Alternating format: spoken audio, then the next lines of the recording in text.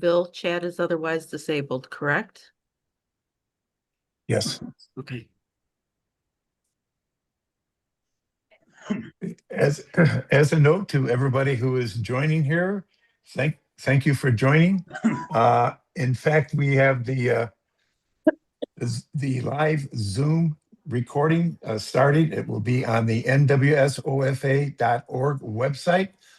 On our YouTube channel, you'll find a little tab at the top that'll say YouTube channel. You click on that, and then you follow it to the YouTube live. There'll be about a 30-minute or 30-second delay from the actual sound here. So within 30 seconds at the end of the meeting, you'll be able to share and to pull the information off. Okay. And we are closing in.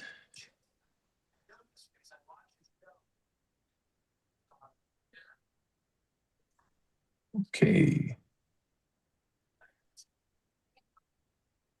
Sid, would you like me to say a few words about NWSOFA? Please talk about NWSOFA and welcome the people, and then I'll take over after you're done.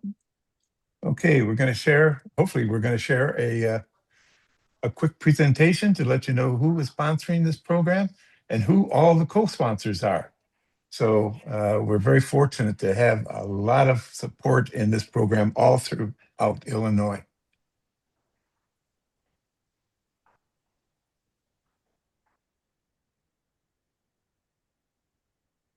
A quick double check. Can you see the Yes. NWSO? You can, good. Yes, Bill. Well, welcome everybody to NWSOFA, which stands for Northwest Suburbs Organizing for Action. We are an indivisible chapter. And tonight we are focusing on the U.S. Democratic Senate race in Illinois, the candidate forum. And you'll notice that we have a lot of sponsors, people who have said, we also want to be involved.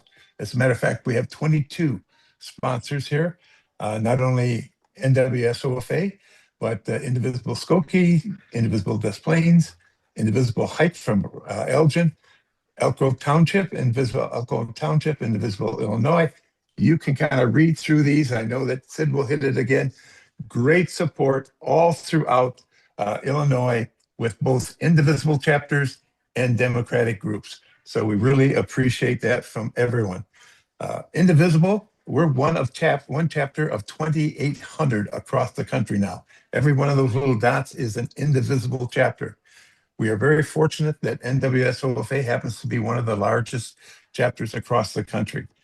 Our goal and why we exist is to educate our members, and we have 9,700 locally and 23,000 across the country. We're here to educate our members to understand the facts, to sharpen their arguments, and be able to communicate with their member organizations. So lots of things that are going on. We're organized on a twin snowflake principle. On the left-hand side, you can see all of our communications team that work constantly to get information out to you. If you think you're getting too many emails, you are. We're sending out a lot, but that's where we are today. On the right-hand side is all of our issue teams. We started out about 12 years ago, 13 years ago, with gun violence prevention, right after Sandy Hook. So that'll give you an idea how long we've been doing this. And all of these turquoise issue teams have been added in the last 11 years. And for the last 6 months, we've added 9 new issue teams in the inside here that are addressing issues that are coming up daily and actions. Now, the secret sauce of our group is we have 30 all volunteers that lead both the communications and the issue teams. And we literally could not do this without everybody who is on. Just a few things about what we're doing these days. We've just added a link tree where people can just scan that QR code there. You're taken to a link tree, which allows you to click on about 13 or 14 different things that we do. You can be taken to our website. You can be taken to our new contact form. You can be taken to our Substack, our Blue Sky, or our YouTube. And on our Substack, we post daily information that comes from our daily coffee and conversation at 9 a.m. every Monday through Friday, and our different meetings such as this are posted also. So today, we are recording this live, and you'll see recent live things that we've done. And when you go up to the NWSOFA.org website, you'll be able to drop right in and pick up the live YouTube, and we'll get a chance to see who you're doing or how you're doing. Now, how we're doing chat and how we're doing question and answer. So during the presentation, the chat is disabled, except you can ask a question on chat. It will go to the co-host only, and it'll go to the co-host that has the name question on it. And we'll be gathering your questions, we'll be consolidating them, and then at the very end, we'll be asking questions. So really cool. Now tonight, a special treat. Many of you have known Sid from NWSOFA as our candidate forum moderator and lead, but we've added Ishan, who many of you have met, especially in the Northwest Burbs. He is a student at the UW-Madison. He hosts the 2026 Watch and the Ishan S Show. And both Sid and Ishan will be asking questions tonight.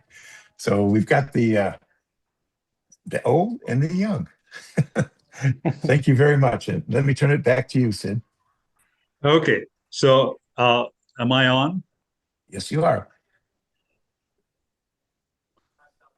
Okay, so I don't see myself on the screen. Is that You are on the screen. You are. okay? There you. Okay, so welcome to this very important candidate forum for the Senate for the March 17th primary. We've got 9 candidates, and we've divided the candidates into 2 parts, Part A and Part B. In the Part A will be Raja Krishnamurthy, Robin Kelly, and Juliana Stratton, based on the polls that were done and the amount of money collected, as well as constraints in terms of time.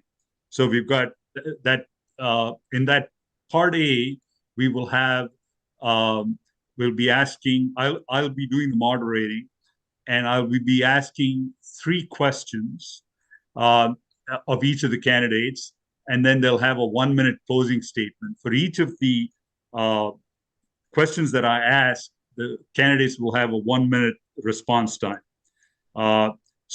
But I'd like to, at this stage, thank all the candidates for, as well as the Indivisible and Democratic sponsoring organizations and all the many volunteers that work behind the scenes to make this happen. Nothing like this happens with 1 or 2 people. It's lots of people, and Bill may at the end mention all the names. So we've got close to 1,000 people already RSVP'd, and I believe they're all entering the Zoom as we speak. A couple of housekeeping items. As Bill mentioned, the audience should please send their questions by chat to, I believe, Debbie Rudy is the one who's collecting the chat, collecting the questions. And we'd like to, if possible, to get questions in by 7:20 for the Part A, and by 7:45 for the Part B. We also have good behavior rules on the Zoom meeting. Anyone that's abusive and openly hostile will be asked to leave. Now, for the format, as I described, Part A and Part B, I will be asking the questions. And so I believe now it's time to go to the first question. The first question will be directed at Juliana Stratton. Can we bring her up on the spotlight? There you are, Juliana. The same question will be asked of all the three candidates. The same question, but I will repeat the question if the other candidates want me to repeat. But the question is, elections have consequences as evidenced by the aftermath of November 2024. Political pundits have opined that the Dems lost the 2024 election because they didn't focus on pocketbook issues, but focused on the threat to democracy. They focused on LGBTQ issues and so on. So in 2026, what will be the number one issue in your campaign will focus on against the GOP nominee? And be specific about what you will propose on that issue. So what will be your lead issue? Well, thank you to everyone who has organized this forum, and thank you to everyone who's participating. I am Juliana Stratton, and I'm running to represent you in the United States Senate. Three key priorities in my campaign. Number one, I want to make life more affordable. Everyone I talk to says everything is just too expensive. So we need to make life more affordable. What I will do is I will focus on raising the minimum wage, just like we have done here in Illinois. It's still $7.25 at the federal level. We raised it to $15 an hour in Illinois. Secondly, I want to see Medicare for all. We know that healthcare is one of the biggest ways that we are seeing things being too expensive, and healthcare is getting more expensive every day. And we have so many people, including my own daughter, who said, look at my bill from before and look what it's going to be in 2026. And too many people are deciding between going to the hospital and paying their rent. I believe healthcare is a right, not a privilege, and everyone should have access. It's why I support Medicare for all. And then finally, I want to make sure that we see a tax credit and break for the middle class, and we pay for it by a tax increase on millionaires, billionaires, and corporations paying their fair share. Thank you. Thank you. Okay, so the same question goes to Raja. So Raja, flesh out what is your number one issue and flesh it out in terms of what you plan to offer on that number one issue in your campaign. Well, thank you so much. It's an honor to be with you. It's an honor to be any place they can pronounce my name right. And so thank you for having me.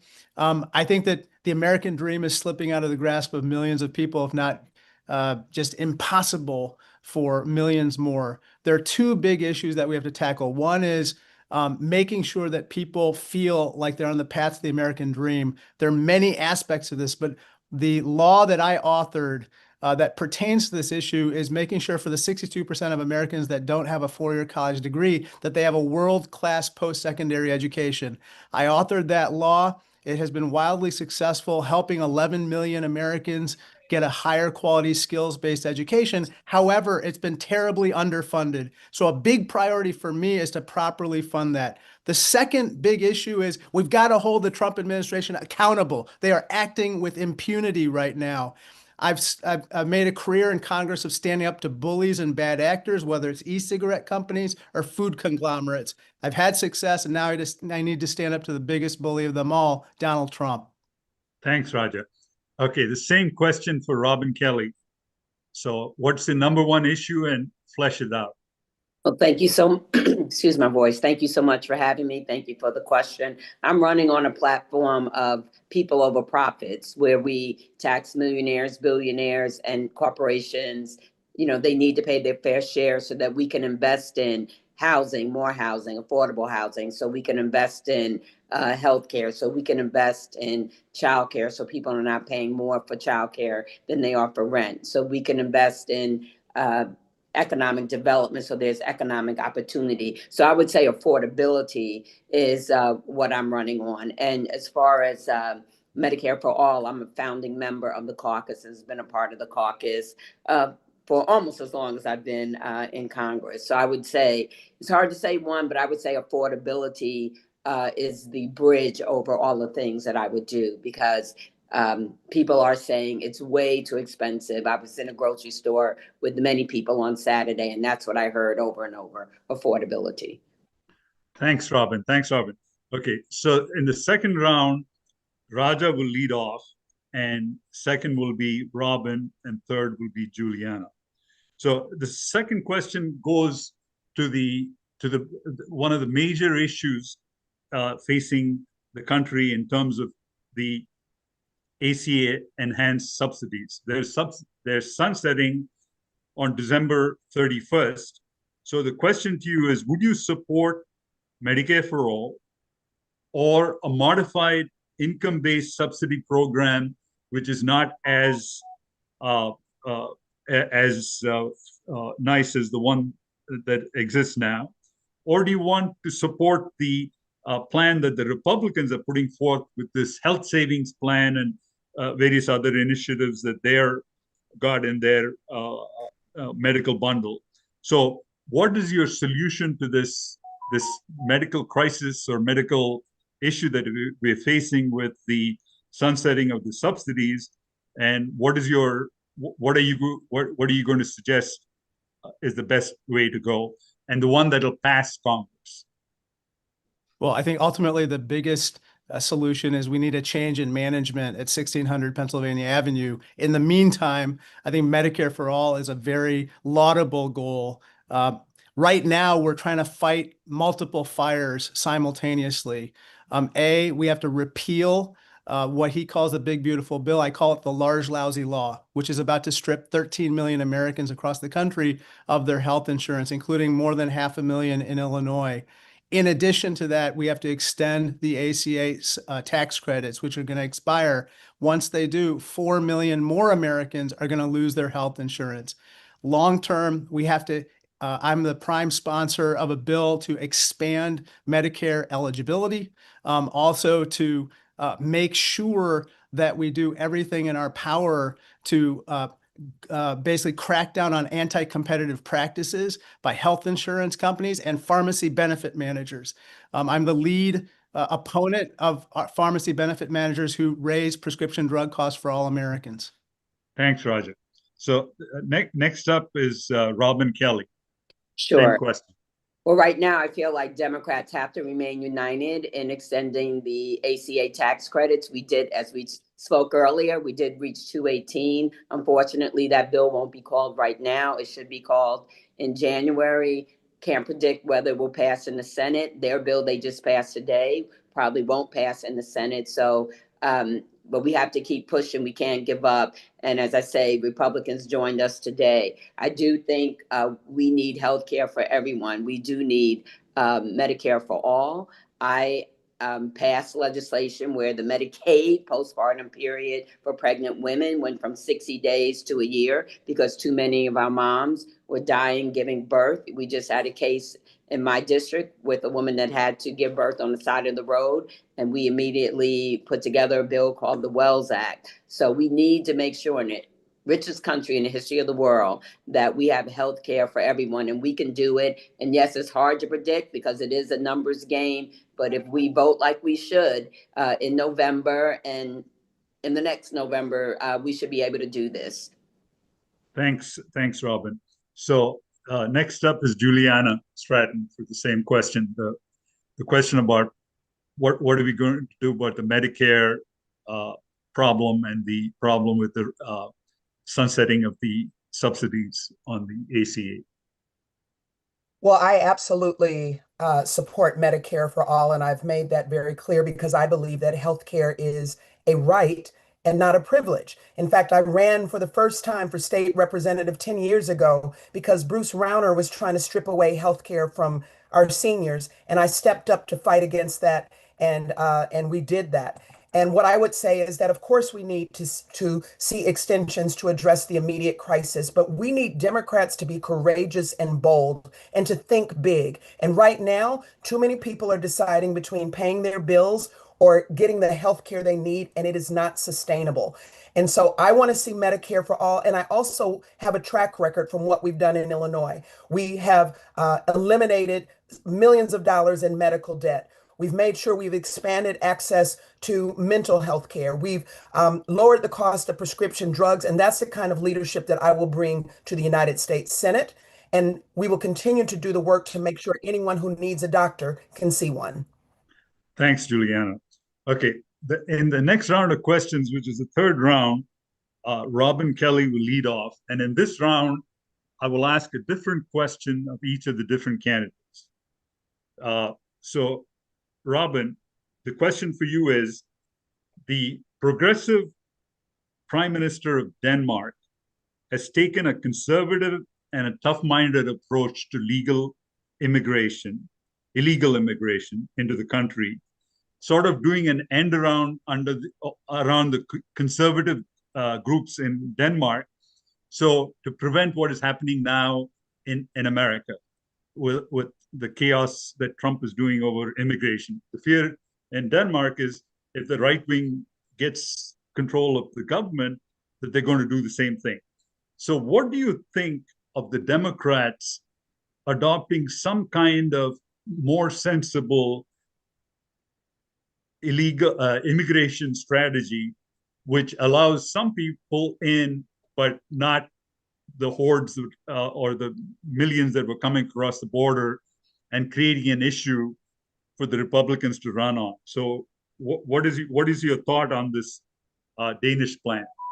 Well, Are you familiar with the Danish plan? I'm not familiar with the Danish plan, but I know that we absolutely need immigration reform. We first need to deal with the dreamers, who many of them don't know any other country. We need to deal with the over 11 million people that are here and working, pay Social Security, but will never see the benefit of it. And when the president says send them back, that will definitely affect our economy. We need to make sure we have ambassadors on every, in all the countries. People don't want to work for this president. We need to be in those countries. And we do need border security, but we need good people on the border that can deal with these issues, that are empathetic. We really need leadership that's grounded in service and compassion. I have a relative that from Mexico, and he was treated like hell to get across. He has a master's in engineering, a graphics art master's, but the reports that he gave of how they were treated. So we need to make sure we have the right people on the border.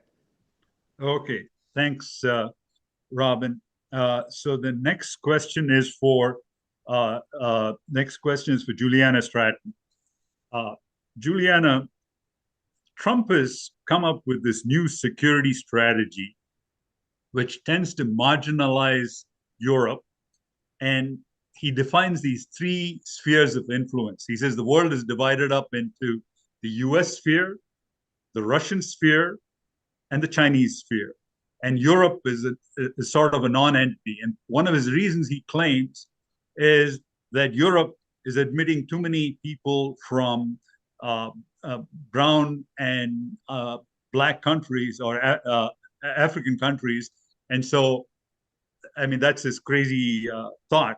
But part of what he's doing in this new security strategy is with Ukraine. He's kind of pushing on Ukraine to accept this deal with Putin, and the Europeans are kind of perplexed as to are they going to have America as a partner.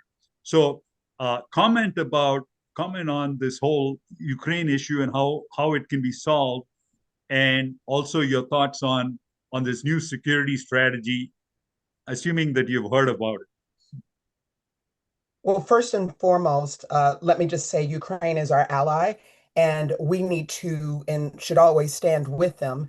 And I can also say that Donald Trump, what we have seen and what you've just described, it's another example of how Donald Trump continuously wants to cozy up to strongmen. And I've said it very clearly that he is a very weak man, and he's not the kind of leadership that we need at the federal level. This is what he does. He tells our allies that America can't be, that America can't be trusted. That's not the kind of leadership that we need coming out of the White House. And then he talks to our adversaries and tries to cozy up with them. And then we get taken advantage of. So Donald Trump is a threat to United States national security. We need steady leadership, and that's the kind of leadership that I'm going to bring, and I'm going to hold Donald Trump accountable. You all have heard me day after day call him out on his nonsense, and I'm going to continue doing it when I get to the United States Senate. Thanks, Juliana. Last up on this round is Raja. So the question to you, Raja, is about the whole gun violence issue.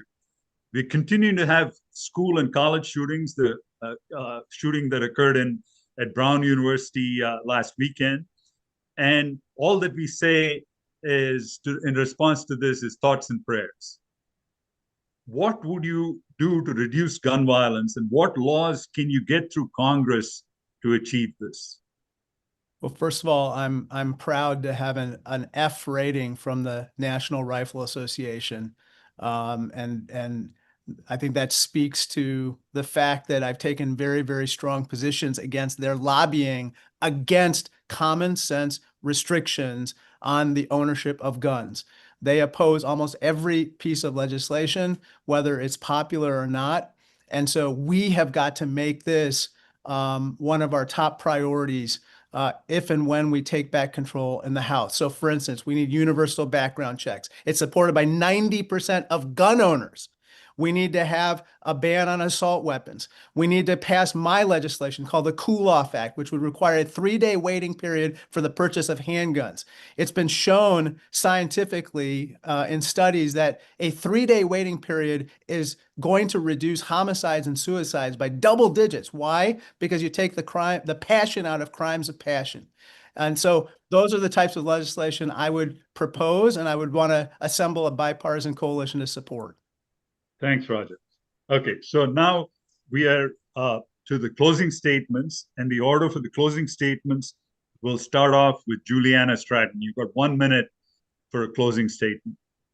Well, thank you all so much for having me, and thank you to everyone who tuned in and for all you do to advance our democracy. Look, this race is a choice between the status quo versus having a new vision for what's possible when we lead with courage. And I know that people are looking for their leaders to match the energy that they are seeing in the streets. When people head to the streets and say, hands off our health care, hands off our Social Security, when they say there are no kings in America, and that is the kind of energy that I'm going to bring to the United States Senate. They want a senator who will look them in the eye and say to them, I will go to the mat fighting for you. And even though I can't see all of your faces right now, I'm looking at you and telling you right now, I will be that fighter. We see Donald Trump and his allies waging an attack on our democracy, our economy, our neighbors, and all of our freedoms. And this is not the time to back out of the fight. This is the time to demonstrate the kind of leadership that Governor Pritzker and I have shown for the last 7 years, where we have raised wages, protected reproductive freedoms, lowered the cost of prescription drugs, and expanded access to health care. That's the blueprint I will take to Washington, and I humbly ask your support. Thank you. Thanks, Juliana. Next up is Raja Krishnamurthy for 1 minute closing. Thank you so much for the opportunity. Look, the reason I'm running is very simple. It's my backstory. When I was a child, I came to this country at 3 months old. My father lost his income, but thanks to the generosity of the American people, we were allowed to move into public housing and food stamps when we were in tough straits. After that, we entered the middle class in Peoria, Illinois. And every night my father said, think of the greatness of this country, and whatever you do, make sure it's there for the next families who need it. That became the North Star of my personal compass. And today I am trying to pursue that mission statement, which is to make sure this country is there for the next families who need it in a time of chaos under Donald Trump. So what do we need to do? We need to constrain his powers. He can't tariff the hell out of our prices so that people can't afford their basic staples. We've got to make sure that people don't lose their health care, and we have to repeal that large, lousy law. On top of that, we have to make sure that ICE, which is acting with impunity, is reined in. We have to make sure that everyone has a chance at the American dream, and that's why I'm running for the U.S. Senate. Thanks, Raja. So last up is Robin Kelly for 1 minute closing. Thank Indivisible again, and thank you for everything that you're doing. You are definitely making a difference. I'm focused on improving the lives of Illinoisans and all Americans, quite frankly, because you deserve better. My district is urban, suburban, and rural. I have 4,500 farms in my district, but I know that no matter where you live, people want a decent salary, a roof over their head. They want health care that's affordable and accessible, good education for their kids, and they want to feel safe. And frankly, when they retire, they want some money in their pocket. And that's why I'm running on a platform of people over profits. I will let you know I have done the work on every level of government. I'm still doing the work despite running for U.S. Senate. And Illinois needs a senator who knows how to stand up at the federal level. I have passed meaningful legislation under Obama, Biden, and Trump. Illinois needs someone who has worked in Congress, reached across the aisle in very challenging times, but has still gotten the work done. And I'm not afraid to stand up to any bully. I've stood up, shown up my entire life in government. And I'm truly a workhorse, not a show horse. And I would absolutely love to represent you. Thank you so much and happy holidays. Thanks, Robin. Thanks, Robin. So that concludes part A of our Senate forum today. We'd like NWSOFA-Indivisible would like to thank Robin Kelly, Raja Krishnamurthy, Juliana Stratton, and their campaign managers for gracing the occasion. And so now they can go on to their next appointments. And we'll now start the Block B. The Block B, or the Part B of this forum, we've got 6 candidates, and these 6 candidates there'll be 4 rounds of questions and a closing statement. And the first round of questions will be done by Ishan, and so Ishan, you're often running for on the first round. You're going to start with Steve Botsford. Thank you so much, Sid, and thank you, candidates, for joining us for this special round of our forum tonight. Before I do ask any questions, I would just want to ask the audience not to have the reactions going. It's distracting to people who are watching. But we are going to start with our first round, and this is a question about a topic that has been on the minds of a lot of voters, which is affordability. My generation, Gen Z, is uniquely positioned to be at a severe disadvantage in our economy. According to an Oxford analysis, the unemployment rate for 19 to 24-year-olds is unusually high at 9%. But it's not just Gen Z, it is generations across the spectrum. It is people from all backgrounds and all walks of life who are struggling to attain the American dream. And I've been covering that on my show for a while, but I have yet to see real substantive policies come out of Washington. What is your plan to improve our country's economic outlook, not just for young people, not just for one group, but for every American? And how do you plan on communicating that to voters across our state? Please provide some substantive policy proposals to support your answers. That is what the voters are looking for. And we're going to have Steve Botsford kicking us off. So thanks for the question. Appreciate you guys all being here. So from day one in this campaign, I focused on affordability. I've got 2 degrees in economics. That's kind of what gets me interested about politics, is making the government work better for people in the economy. So obviously the big 3 buckets I think we need to do better with affordability is housing, healthcare, and childcare. Housing, it gets complicated, but the real simple thing is we need to build more housing. So we need to utilize whatever federal levers we have to make sure that states and cities are building more housing. Utilize probably the transportation funding mechanisms we can, but we want more ADUs, eliminate parking requirements, more single staircase buildings, and then onto healthcare. We need to break up the hospital monopolies. We need more price transparency. We need to lift the cap on medical residencies. We need to make sure our drug prices, and we're not paying more for the prescription drugs that are made in America than the Europeans do. So we need to cap those rates, whatever the Europeans do. And then childcare, paid family leave, child tax credit. There we go. Thank you so much, Mr. Botsford. We're going to move on to Sean Brown to answer. You have the floor.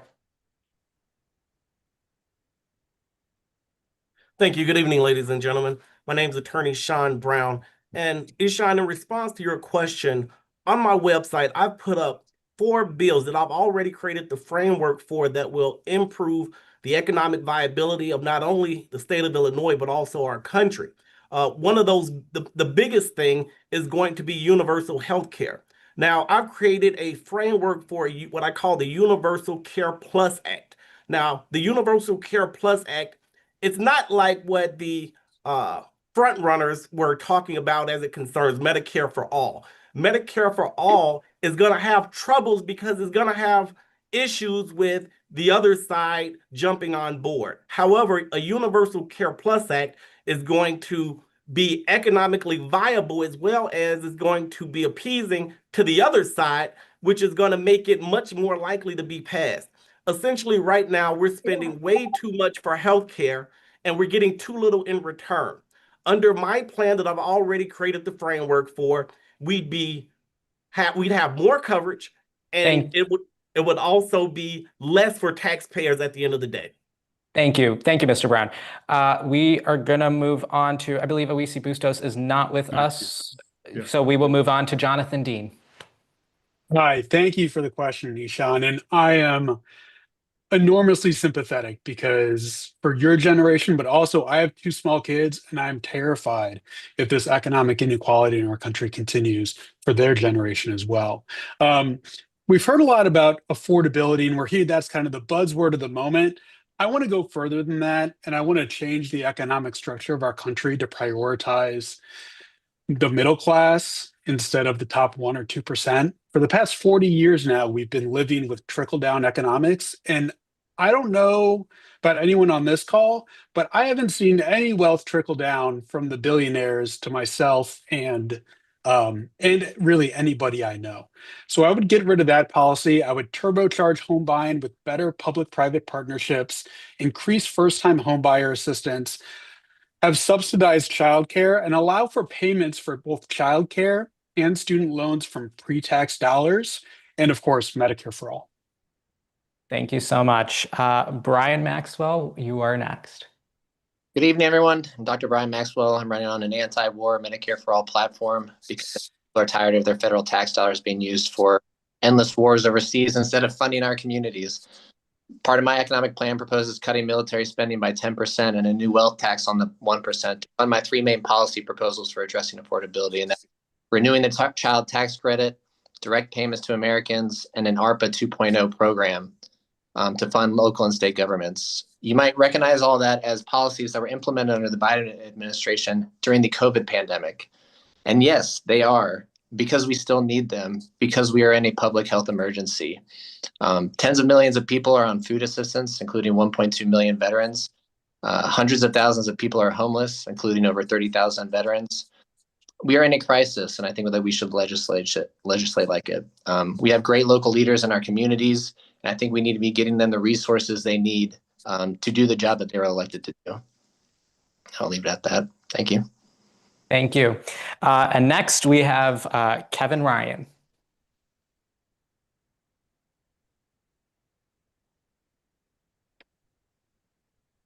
Hi there. So affordability is an issue everywhere we've gone. My name is Kevin Ryan. I'm running for U.S. Senate. I've traveled to every county in the state, more than any other candidate in this race, including the big three. And everywhere I go, affordability is an issue that comes up. The reason that we can't afford to live is because our government works for the 1% and not for us. So all of these things that people are talking about, like instituting a wealth tax to fund Medicare for all, the child tax credit, universal child care, fully funded public education, defunding the military industrial complex. These are all things that would help make life more affordable, but it will not happen so long as our elections are controlled by the ultra wealthy. That's why the great crack in the foundation of our democracy must be addressed first, and that's unlimited spending in politics. And so I'm running on a campaign to take money out of politics by redefining political viability. So long as people are controlled by wealthy donors, they are not going to support these programs. We need to change the inputs into the system in order to change the outputs. Right now, the inputs are people who are controlled by ultra-moneyed interests. Thank you so much, Mr. Ryan. And closing us off for this round is Christopher Swan. Thanks, and I'm happy to be here. Yeah, Christopher Swan. I've spent over a decade fighting hunger, working at Feeding America. And so I've been in this space fighting for affordability, fighting with families for federal policy that can alleviate the burden of just trying to get food to eat and get something on your plate. And so I think there are a couple of things that we're going to have to tackle when Democrats take control over Congress come 2026, after the 2026 elections. We're going to have to pass Medicare for all to really lower the cost of health care. We're going to have to do something about housing affordability. And I believe what we can do is the federal government has the power to purchase land and build housing units. And then once the government builds those housing units, we can actually pass them over to community co-ops to control the operations of those housing units, instead of trying to wait for local communities to change zoning laws so that or private developers to actually build enough housing in this country that would lower costs. The next thing is we need to have a guaranteed income. Mr. Swan, you have unfortunately run out of time for that, but we will make sure you can fill in that in another round. But thank you so much. That concludes our first round. Sid, passing the mic over to you. Okay, so the next round kicks off with Sean Brown. And Sean, Yes. Here's your question for you. In this round, I'm going to ask different questions of each of the different candidates. And I'm going to ask some of the questions that I asked in the Part A round. So as far as comes to healthcare, the ACA subsidies are going to expire, the enhanced ones at December 31st. So what is your solution for the Medicare issue and the ACA issue? There are different alternatives. Medicare for all, and a kind of scaled down version of the subsidies that were passed during the COVID times, or the health savings accounts that the Republicans are touting. This is a vulnerability for the Republicans, healthcare. So this is where we can be leading in this effort. So what kind of program would you offer in this whole insurance area, and a program that'll pass? I mean, Medicare for all is interesting. It makes sense, but the question is whether it'll pass. Obama had spent a lot of political capital trying to pass just Obamacare. And so the question to you is about medical insurance issue. Yes, and it goes back to what I was saying previously about the framework for the Universal Care Plus Act that I've already prepared. Medicare Plus has the problem that it mandates health insurance, or simply eliminating private health insurance. That's going to be a big problem for the other side to be able to come to an agreement with us on. Under my plan, the Universal Care Plus Act, essentially everybody starts off with the public option with guaranteed health care. However, individuals can opt into a private program so that if they already have private health insurance, they can keep it. That way, it encourages competition in the business area. And for those who can't afford health care, they're already covered because they have guaranteed primary coverage that also includes mental health coverage, because mental health coverage is just as important as physical health coverage. Okay, thanks a lot, Sean. You finished under the limit. Okay, so next up is Jonathan Dean. So Jonathan, the question to you is one of the same questions I asked of the other candidates in Part A. The Prime Minister of Denmark has adopted a very conservative approach to immigration, and as a kind of an end around the right-wing parties that could come to power and have a program very similar to that which Trump is doing here in the US. And immigration is a vulnerability of the Democrats. So what kind of approach would you suggest on this whole illegal immigration issue? One that will negate the advantage that the Republicans have against the Democrats? Thank you for that question. We need to pass comprehensive immigration reform, a lot like what was negotiated in summer of 2024 in the Senate and agreed upon between the Democratic caucus and several Republicans, which unfortunately then, out of power, President Trump directed the Republicans to torpedo. But included in that bill, which it is now up to Democrats to work to pass, is a strong border, but a path to citizenship for the people who are already here and working, but happen to be undocumented. And I also want to speak strongly against the cruelty of the administration's current approach to immigration, the ICE raids, and want to speak strongly that Democrats need to speak for those undocumented immigrants in much more human terms. Thanks a lot. Thanks a lot, Jonathan. So the next question is for Brian Maxwell. So Brian, the question to you is a new question. It's about AI. AI is already impacting employment for recent college graduates and even the recently unemployed.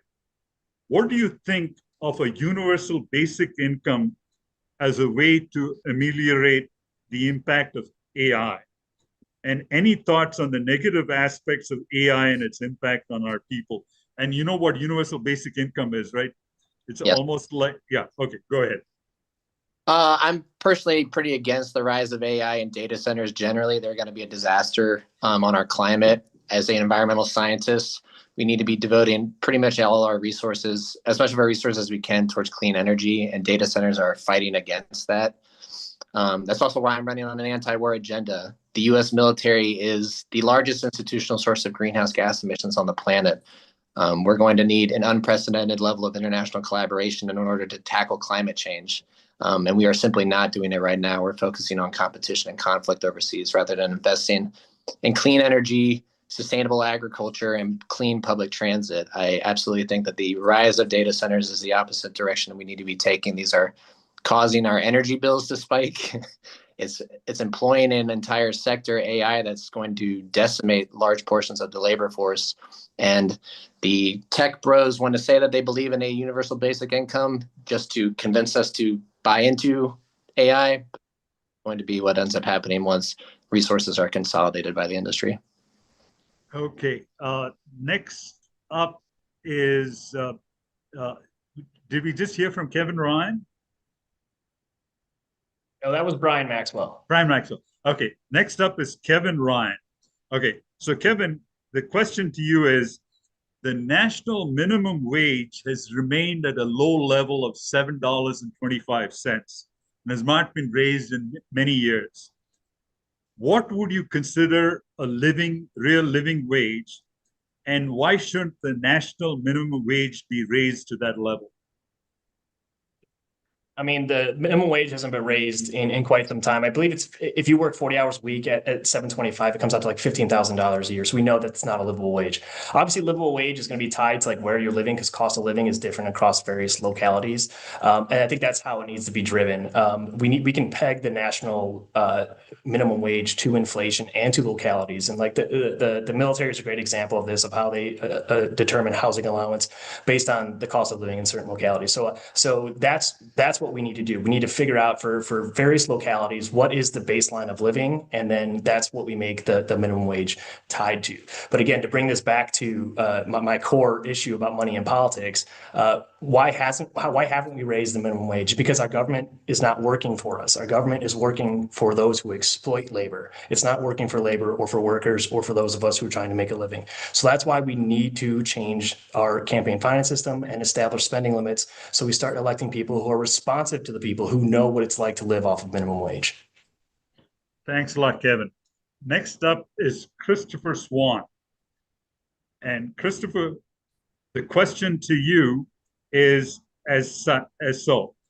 Europe has a post-secondary system, especially Germany, where they match the demand for jobs from employers with the supply of young people entering college, technical schools, and other apprenticeship programs. So as such, everybody doesn't go to college. They see how many people can go to college to get college type jobs, what people can go to technical schools to get jobs of that nature. And so they kind of match demand and supply so that there is not a huge unemployment in, say, college grads coming out and not having jobs. Could such a system work in the US? And what is your solution to this whole unemployment issue, especially among young people? Yeah, no, thanks for that. I'm not sure of the particulars or the mechanics of the system that you're talking about. in Europe, I definitely believe that we need to invest more into our technical jobs, and we also need to have free public college education so that folks aren't burdened with debt as they are coming out of college. So yeah, there's one thing coming out of college and being unemployed. There's another thing coming out of college being burdened by debt and still being unemployed. And when we talk about the unemployment crisis, you know, even during the Great Depression, we had a federal guaranteed jobs program. And so I believe that even today, we could get a guaranteed jobs program. Even when you talk about the rise of AI, and I agree with Brian Maxwell. I am not a fan of the rise of AI, but I believe that it's going to be something that folks are pushing in the, unfortunately, in this economy. And so we could have we need a federal jobs guarantee. Thanks. Okay, the last question in this round goes to Steve Botsford. And the question to you is, Trump says children don't need $37 and they can handle fewer pencils. So consumers, this is how his answer to the affordability problem is just buy less. What is your response to Trump? And what will you do as an elected to the Senate to address this affordability question? So I'm an econ guy, so I don't know the marginal utility of $37, but I do know that the president of the United States definitely doesn't know it. So one of my big things is we need to eliminate the tariffs. We need to bring the tariff power back inside of Congress and outside of the presidential's authority. Our tariff policy should be around national security, making sure that China doesn't beat us in some of the critical areas. But the fact that we treat our allies with such tariff problems is absurd. And we need to repeal those tariffs, and we need to get our producers selling back to the world markets in Europe and South America and our neighbors here in North America. Thanks a lot. So that concludes this second round. So I'll hand the mic back to Ishan to do the third round, and I believe you're going to start with Brian Maxwell. Yes, thank you so much, Sid. So candidates, this question is going to be going to everybody. Donald Trump's approval rating does suck, but somehow in a lot of polls, we are seeing that the Democratic Party's approval rating is lower. And this I've been covering on my show. I've been talking to people, and what I've been hearing is that voters are looking for a fighter to represent them. It is clear that Washington isn't working, and voters are communicating that. In recent weeks, we have seen an increased appetite for the Democratic Party to run fighters based on what we've seen in New York City, New Jersey, Virginia, Tennessee, Miami, and across the country. Progressives and centrist candidates alike are winning in elections based on a platform of standing up to the Trump administration. This is in stark contrast to the multiple instances of capitulation, as Vice President Kamala Harris puts it, that we have seen since the second term began. So my question to you all is, would you call yourself a fighter? If you're elected as Illinois' next United States Senator, how do you plan on bringing that fighter energy to Washington? And what will you do to communicate those values to the people of Illinois? And how will you communicate how you will not capitulate if you are elected? Because you will still be dealing with 2 years of the Trump White House if you are elected in 2026. For sure. Thanks for the question. So I believe in not just fighting the Trump administration, but also standing up to our own party when it carries deeply unpopular policies. Someone mentioned before that during the 2024 election, we lost because we didn't talk enough about affordability. Actually, one of the top reasons that 2020 Biden voters stayed home in 2024, but was because of the U.S. administration support for a genocide. So it's about also standing up to our own party and speaking hard truths to our party, which needs to be brought. As one of the only downstate candidates on the ballot, I think I'm well positioned to represent our downstate communities. I've worked most of my life in agriculture and helping farmers with sustainable technologies. These are communities that we need to be represented, and downstate communities often don't feel like their voices are heard by Chicago area politics, and that's a community I intend to represent, and I think needs to be heard in Congress. In representing, I think we need someone who understands farming communities, who's worked in farming communities, and it's going to help bring healthcare to millions of people around the state who need it. Thank you so much. Next up, we have Kevin Ryan. Thank you. Yeah, so I'm not just fighting against and standing up against the Trump administration. I'm also fighting against the Democratic establishment here in Illinois by rejecting the playbook of raising as much money as possible to run. And that's why we don't have fighters in Congress, because they spend a third or more of their time, sometimes 2/3 of their time, on call time, calling wealthy donors, spending time fundraising for their own campaigns instead of standing up for us and working for us. That's why Congressman Krishnamurthy was able to bring $19 million into a Senate primary, a Democratic primary. He could have used that money to help downstate Democrats defeat Republicans like Mary Miller, but instead he brings that money into his Democratic primary. Same with Juliana Stratton. She says we want to take money out of politics, but she's been lieutenant governor for 2 terms now, and we still don't have publicly financed campaigns in Illinois, despite having a Democratic governor and Democratic supermajorities. They care more about their own careers, and that depends on fundraising. And so they focus on fundraising, not fighting. If we want to fight back against this administration and fight for policies that work for all of us, we need to elect people who reject the money model. And that's what I'm doing. Thank you so much, Mr. Ryan. Next, we have Christopher Swan. Yeah, thanks for that question. No, I mean, listen, I've been fighting for over a decade against hunger, right? And fighting to ensure that folks don't have their SNAP benefits cut. So yes, I am a fighter. And so I believe that, like we've heard from Brian Maxwell, like we've heard from Kevin Ryan, it's going to take more than just fighting Trump. Every Democrat on the ballot is going to talk about how much they are a fighter against Trump. But we need to push back against this Democratic establishment if we're really going to achieve the gains that we want in terms of addressing the needs of everyday Americans. And so that's going to include fighting for Medicare for all. That's going to include fighting for a guaranteed income. That's going to include making sure that we have an arms embargo against giving weapons to countries like Israel when they're dropping bombs on innocent women and children in this genocide that's happening in Gaza and other places around the world. So it's going to take us to fight back against our own party to really address the needs of everyday Americans. Thank you so much. Next on my list, I have Steve Botsford. Yeah, so I played football in college for the Fighting Irish, so there's no chance I'm not considering myself a fighter. I think one of the big things we need to do is we need to actually hold the line as Democrats when we're talking about government funding.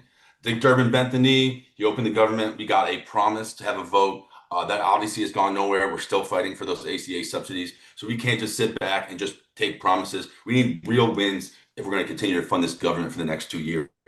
I also think we need to fight our party sometimes, but also we need to find ways to make Republicans fight their party. So I think what Ro Khanna did with the Epstein petition was amazing. Like it broke the Republican Party. I think there's opportunities to break the Republican Party on tariffs. So I want to find ways to break them and have the infighting on their side as well, instead of just ours.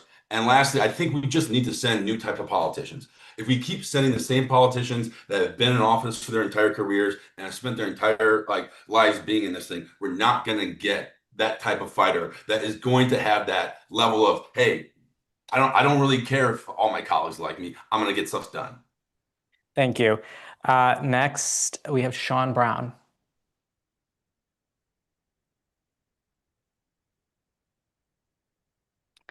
Mr. Brown, I think you're muted.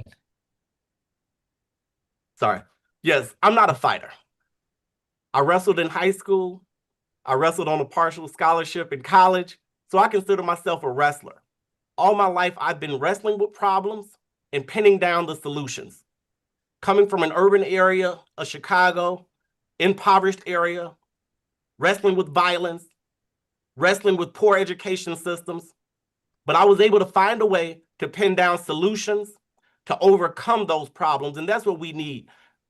Right now, we have issues, obviously, with affordability, with healthcare, with this generation getting out of college, being consumed in debt. We have no housing. So where's the American dream? What happens when you go to college and you're looking for a job, you want to start a family? How can we afford all that? Well, I've created the frameworks for what bills, what laws need to be passed, and I have the solutions, because I've been wrestling all my life and pinning down the solutions. Thank you. And then rounding us off for this round is Jonathan Dean. Thank you. Thank you, Ishan. So yes, I would absolutely consider myself a fighter. And I think that the thrust of this question and of voters' attitudes goes to dismay with the Democratic establishment versus the Republican media machine.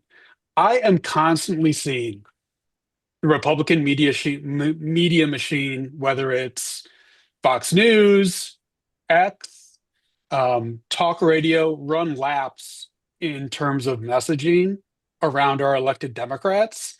And I think that voters want Democrats to be far, far, far more aggressive, pushing back against the characterizations that we see Republicans taking against Democrats and Democratic policy. Everybody loves Democratic policies. They poll in the 60, 70, 80th percent, but people don't like the actual Democrats. And that's because people see Democrats folding instead of fighting. And so the way that we need to respond is by fighting with better messaging. All righty. Thank you so much. Back to you, Sid. Thanks. Okay, so this is the fourth round of questions. And in the fourth round, we'll lead off with Christopher Swan. And this is all going to be audience questions. Thanks, Debbie, for all the work that you did in gathering all those questions. They've shown up well on my email feed. Okay, so Christopher Swan, this is the question. Dr. Trina Diedrich asked this question. She says, "This is an emergency, and it does not feel like Democratic leadership is acting like it.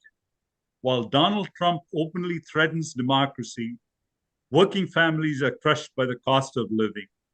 People are being detained right now in Illinois.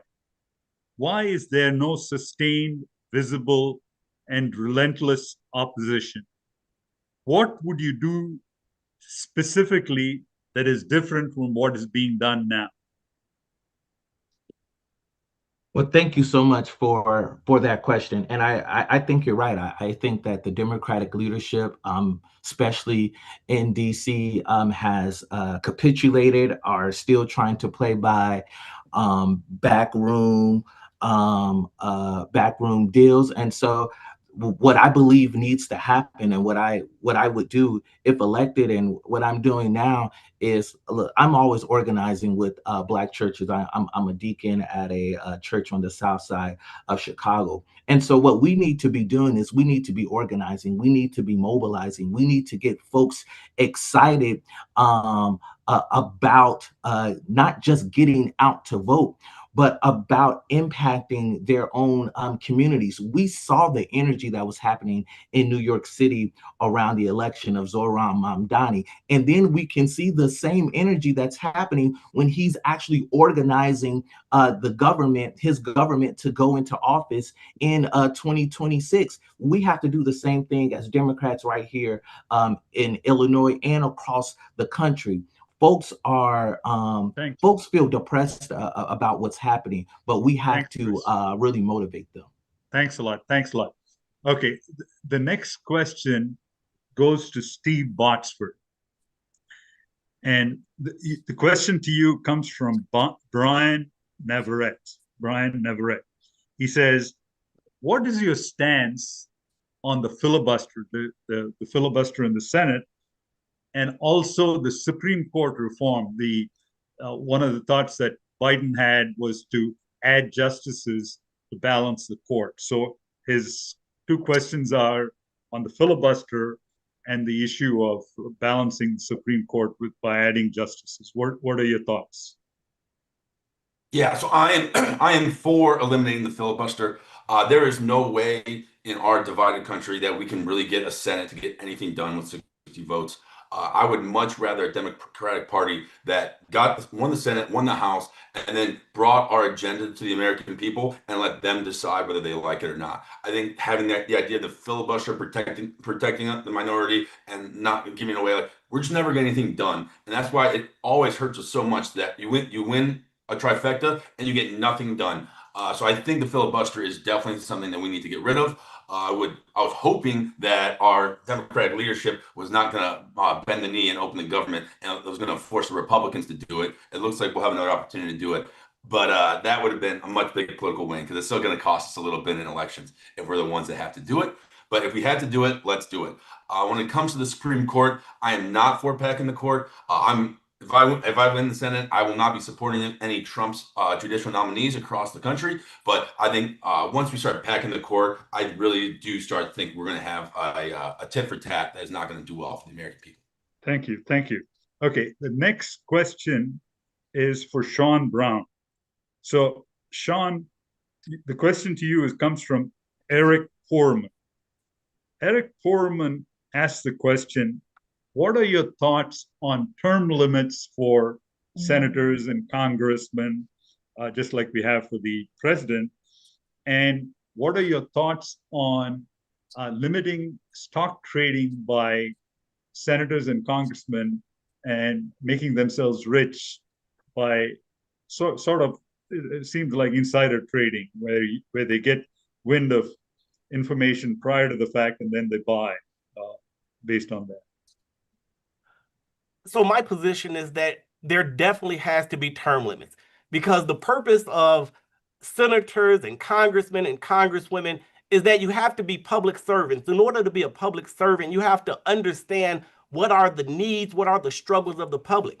If you're in Congress or Senate, 20 plus years, you get so disconnected from what's going on the ground that you're no longer really serving the needs of the public. You don't know what they want. You get disconnected. So with respect to term limits, definitely there needs to be term limits, both for the Congress as well as for the Senate. With respect to the insider stock trading, right now there is a set salary for the U.S. Senate as well as congressmen and congresswomen.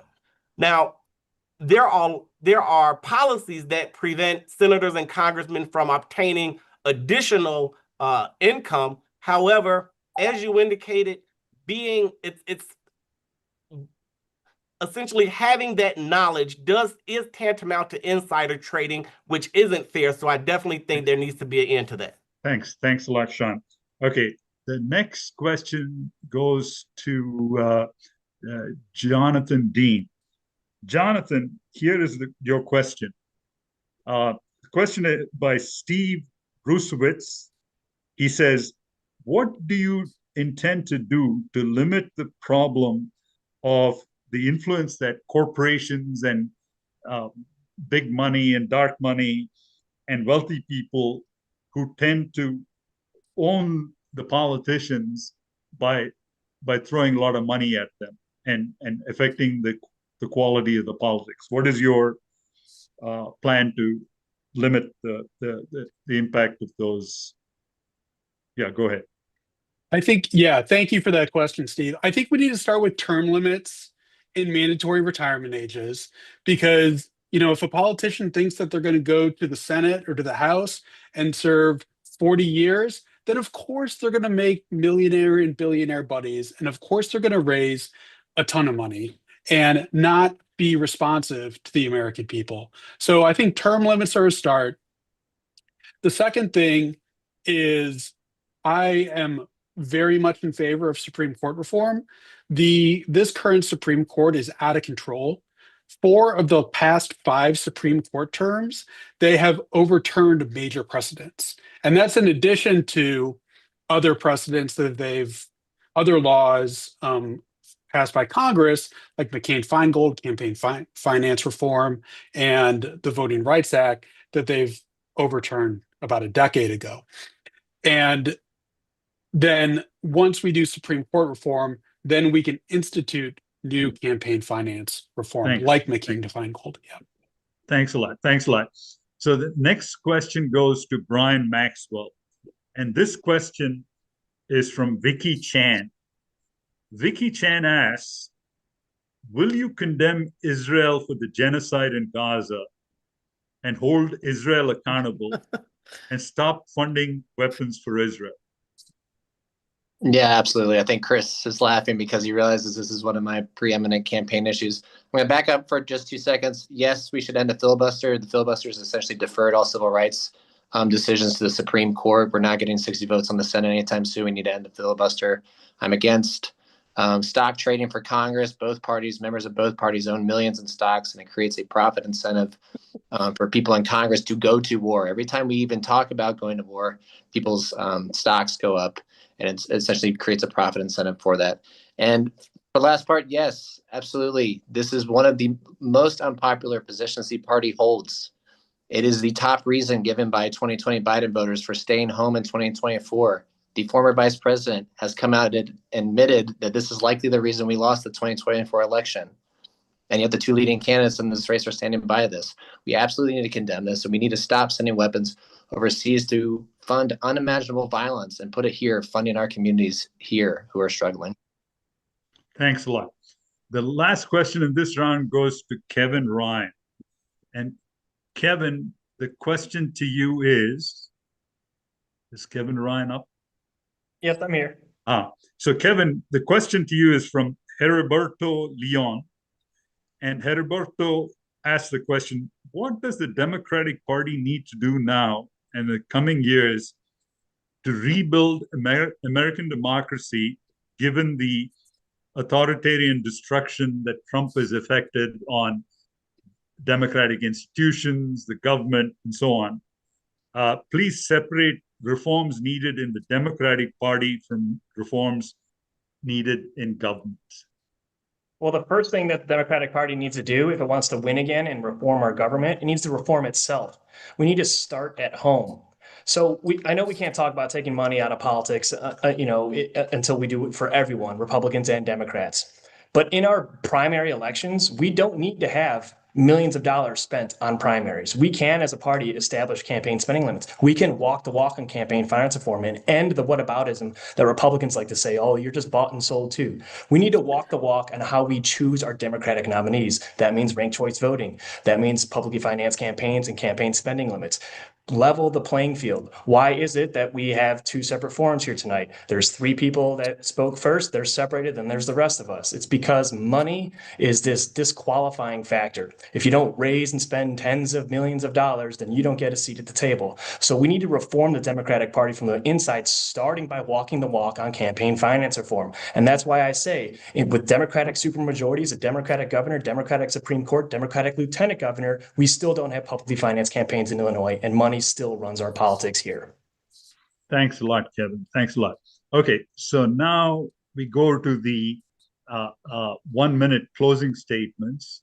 And in these 1-minute closing statements, we start off with Jonathan Dean for 1 minute. Thank you very much. Thank you to Indivisible, and it was great to be here tonight. This is what I have to say. 30 years of Rush Limbaugh and Fox News have somehow convinced Republicans, both in Congress and throughout the country, that their feelings are facts. And of course, they're not. But now we're dealing with the fallout from all that. And we're hearing constant lies from Republicans about, you name it, Democrats, immigrants, women, diverse populations, vulnerable populations, the economy. And it's taking our country in a super dangerous direction. And so the natural question in this race is, who are we going to elect that's going to disrupt that Republican nonsense machine? Are we going to elect candidates who don't understand the current fractured media landscape? Or are we going to elect someone who's going to disrupt this Republican nonsense machine? Somebody that they're not expecting. And not only that, but somebody who can drive a productive conversation on Democratic policy throughout all the clutter and distraction that we see in our discourse. I think that's me. Check me out on social media, Dean for IL everywhere. Thank you. It's been great to be here. Thanks, Jonathan. Next up is Brian Maxwell. Hey, everyone. I know this was a short time tonight, but I'm happy to talk more with folks. If you'd like to reach out to me, I'm driving all around the state this month. I think we should be clear-eyed about what it's going to take to defeat Trumpism, not just for another 4 years, but for good, because that's what we need to be doing. And I think the solution to that is building a multi-faith, multi-racial, multi-generational coalition that's actually going to fight this administration for good. And we need to be clear-eyed about why we're here. We're not here because Trump is a king. We're here because we lost a Democratic election. And it's most likely because the Democratic Party chose to continue funding a genocide over listening to its voters. It is the most unpopular policy this party holds. The former vice president has admitted this is the reason that we lost the election. It is hard to claim the mantle of being the party of human rights and democracy while we continue standing by a deeply unpopular genocide. We need people in this primary who are going to speak hard truths. We need people in this party who are going to speak hard truths. And that's what I intend to do during this election cycle. Thanks a lot, Dr. Maxwell. Next up is Kevin Ryan. My name is Kevin Ryan. I am a New Deal Democrat from a new generation working to take money out of politics. Because if we want to end the corrupting influence of politics, we need to elect people who reject money in politics. So we've been on the road now for 172 days in our retrofitted school bus, bringing our New Deal message across the state and redefining political viability. In 172 days, we have attended over 200 different events in 101 counties. We went from 0 followers to 50,000 on social media and reached over 7 million people without spending $1 in advertising. In the last 2 quarters, we raised twice as much money as all the other candidates here combined by passing a hat around at meetings and putting links on our social media. Moving forward, we have recruited over 250 volunteers from across the state, including senior policy and field organizers from Bernie Sanders' 2020 campaign in Illinois, to knock on doors, make phone calls, and drive money out of politics by electing a real reformer. If you want to get involved, if you want to participate, if you want real change, you can go to kevinryan.com and join our campaign. If you want the status quo, vote for one of the big 3. Thanks a lot, Kevin. Next up is Christopher Swan. Thanks, everyone. I'm Christopher Swan, and I am running to be your next United States Senator. Listen, I just had, we're about to celebrate my 11-month-old daughter's first birthday in just a couple of weeks. And one of the reasons why I got into this race is because I am fighting tooth and nail to make sure that we don't leave her in America that is chaotic like this. I want to make sure that we are fighting for certain demands, right? And so I'm fighting for an arms embargo on Israel to prevent and stop this genocide that's happening. I'm fighting for Medicare for all. I am fighting for a guaranteed income. I'm fighting for a federal jobs guarantee. I'm fighting to end hunger in America. I've spent over 10 years working in this policy space, and we have the capacity to end hunger in America. We just don't have the will to do it. And so I'm fighting to make sure that we have the will to do it. And so I'm running because I refuse to raise my daughter in a country that's going to give up. And so I'm running on a platform that says we can and we will demand more. Thank you. Thank you, Christopher. Next up is Stephen Botsford. I think he stepped out. Oh, he did? Okay. So Can you hear me? Is Steve Botsford here? Yeah, can you hear me? Yeah, go ahead. Thanks again for the conversation tonight. I'm running because I believe Democrats should be the party that builds. Building affordable housing, building clean energy, building good jobs, and a government that actually works. If we want to protect democracy and stop Trump, we also have to win elections. That includes taking back the Senate, which we're not likely to do right now. But that means nominating candidates who appeal across the broad swath of voters, and not just for the people that already agree with us. So thanks for having me here tonight. I'd be honored to earn your support. And Chris, happy birthday to your daughter. Good job, Steve. Next up is Sean Brown. Thank you. Now, tonight, I don't want to leave you guys with politics. I want to leave you guys with the truth. Now, the truth is, I'm not a career politician. I'm an attorney. I'm a husband. I'm a father of 2 little girls, a 3-year-old and a 5-year-old, Rain and Riley. Those are my life. I face the same struggles that every Illinoisan does. I'm not emboldened to any establishment. When I go into courtrooms every day, I'm standing and representing individuals oftentimes on their worst days. Those who feel powerless, those who are unheard, those who feel like they don't have a voice. That's the reason that I'm running. The current political climate that we're in, that's not what I want my daughters to grow up in. I want my daughters to grow up in a place where there's universal health care, where there's affordable education, where they don't have to worry about going outside and getting shot. Because we need to establish violence prevention, Thanks, Sean. not violence reaction. Thanks, Sean. Thanks, Sean.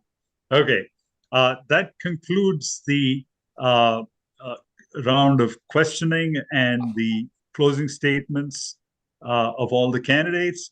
Now I'd like to hand the mic to Ishan for his closing thoughts, and I will follow with mine. That will be followed by Bill Davis. Thank you so much, Sid. Thank you so much to all of the candidates for joining us tonight, giving us your time. Thank you so much to all of you who are watching. This is exactly the democratic process playing out. And between now and primary day, which I just found out is exactly 3 months from today, I didn't even realize the world is so crazy these days that you lose track of the days. But primary election day is in exactly 3 months, and you can request, I believe, mail-in ballots starting today or tomorrow. So please vote in this election. For the first time in a really long time in our state, we have the opportunity to have real generational change. We hope that events and things like this help educate you about the candidates who are running to represent you. And we will continue to bring more of these types of events and the candidates right to you. Thank you so much to NWSOFA. Thank you to the candidates. Thank you to all of you watching. Thanks, Ishan. Wonderful closing statement. I couldn't have said it better, and that'll limit my remarks. So what I'd like to do is thank all the candidates for taking the time out of their busy schedules, the volunteers. We've got lots of volunteers behind. We've got Rebecca Hackman. We've got Lonnie Ulrich. We've got Constance Cameron. We've got Debbie Rudy. And we have Marcy as well. All of them have made this program a success. We've also got what I call great dynamic candidates.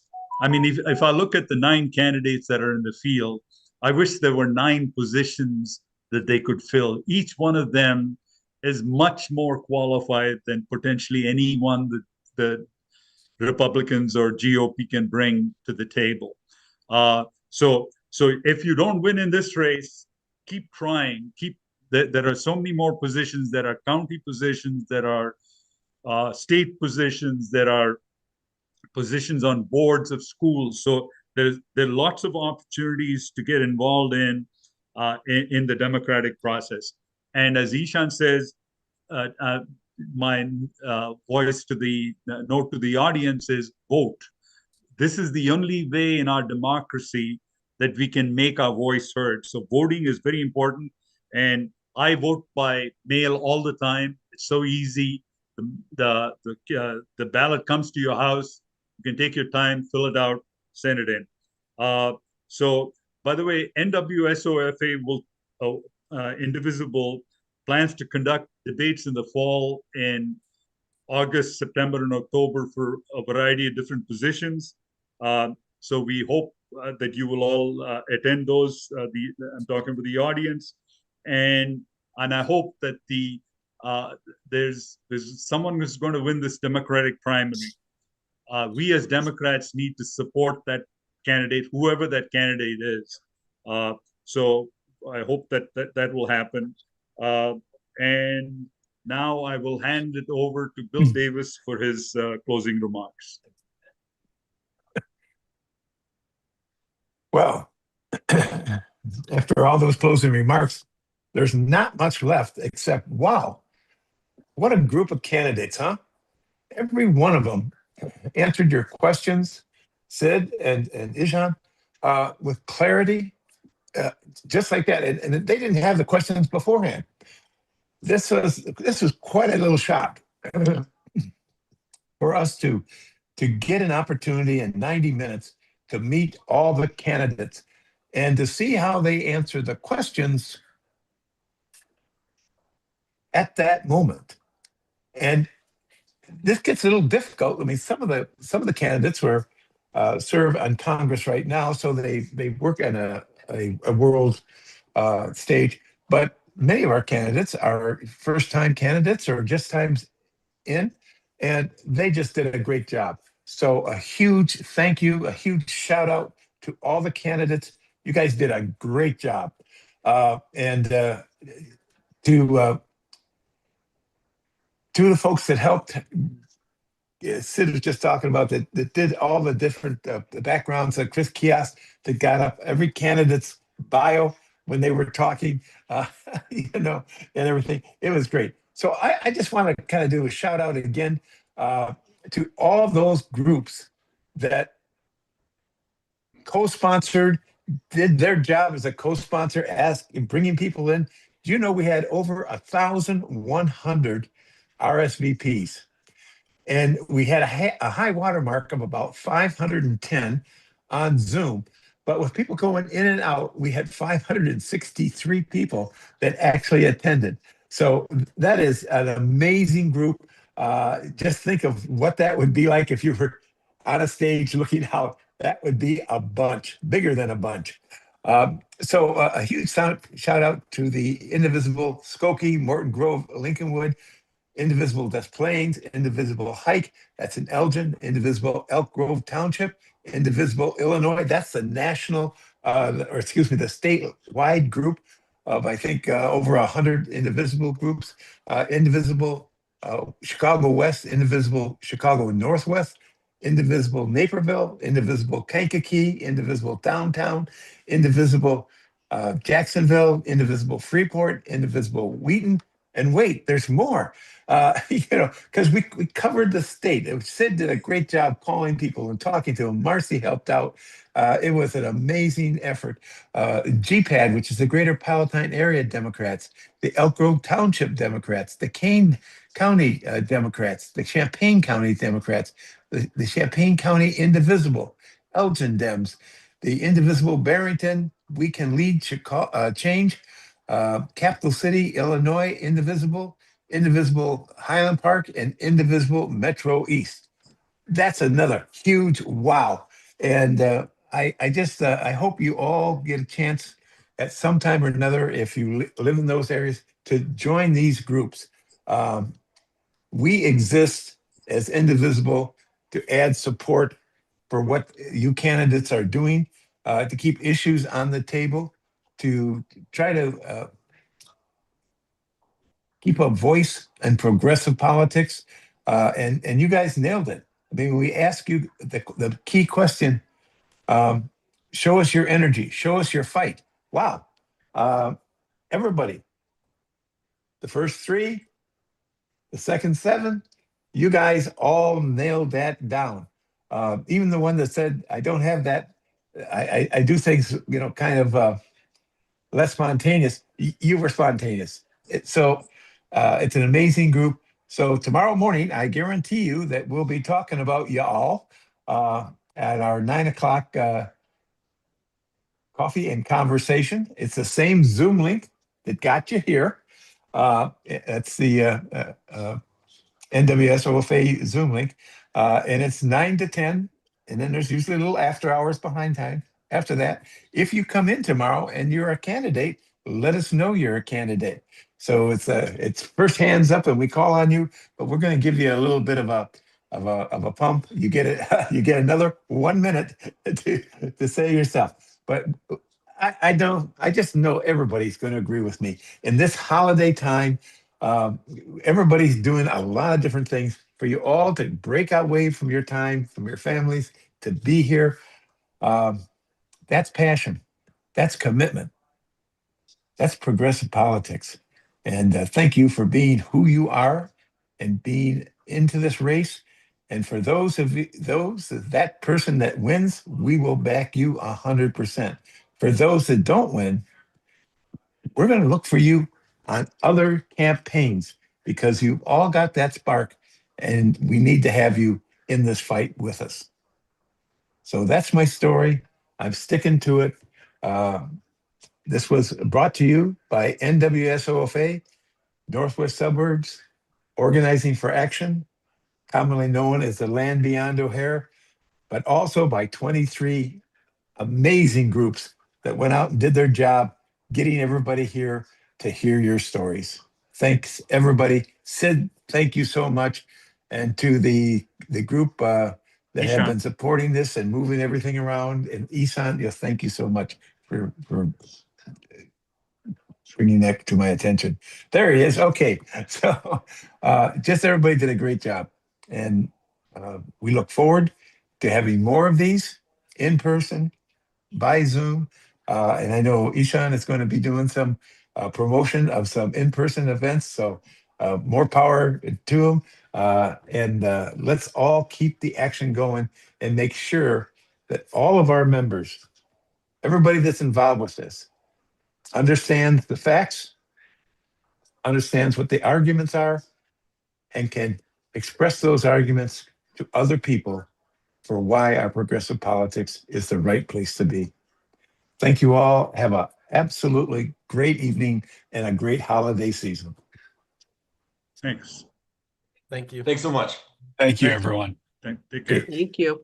Have a As good a night. Happy holidays. Bye. As a Happy final note, holidays. Happy holidays, everybody.